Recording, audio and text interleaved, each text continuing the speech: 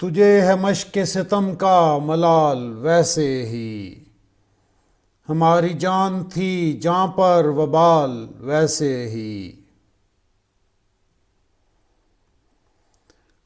चला था जिक्र जमाने की बेवफाई का, सो आ गया है तुम्हारा ख्याल वैसे ही।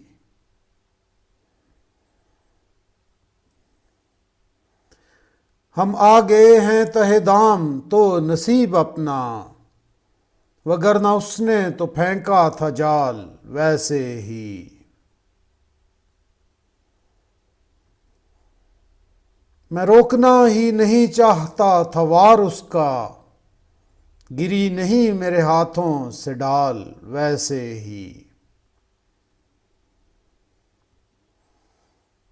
जमाना हमसे भला दुश्मनी तो क्या रखता, सुकर गया है हमें पायमाल वैसे ही।